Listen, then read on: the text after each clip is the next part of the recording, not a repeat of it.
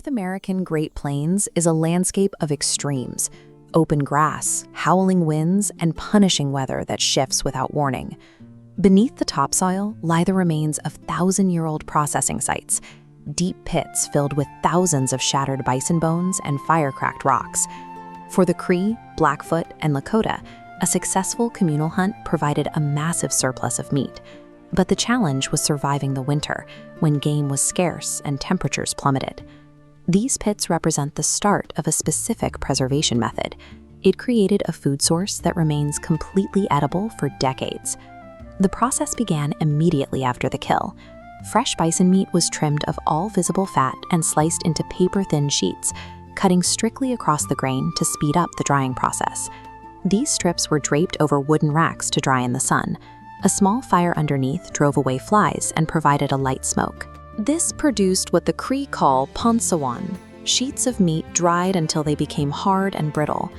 Dried lean meat stops immediate spoilage, but it's physically bulky and lacks the high-calorie density needed to sustain a person through extreme travel or a brutal winter. Drying was only the first step. To sustain the nomadic traditions, it became a concentrated fuel. In the seasonal camps, women placed the brittle meat on tanned hides and pounded it with heavy stone mallets. This labor-intensive work turned the meat into a coarse, fluffy powder, reducing 6 pounds of raw flesh into a single pound of concentrated protein. In a survival situation, eating only lean meat is dangerous. Without fat, the human body cannot properly metabolize the protein, leading to a form of starvation known as rabbit poisoning. To prevent this, they extracted every gram of skeletal fat. They smashed long bones to reach the marrow and stone-boiled the spongy bone fragments, skimming the pure, moisture-free grease off the surface. This extraction was a calculated survival strategy. It purified the fat, removing the moisture that would otherwise cause the food to rot. For flavor and essential vitamins, they added sun-dried choke cherries or Saskatoon berries, crushing them between stones into a thick paste. Finally, the hot, liquid fat was poured over the powdered meat and berries. They kneaded the warm mixture by hand, ensuring every single particle of meat was thoroughly coated in oil.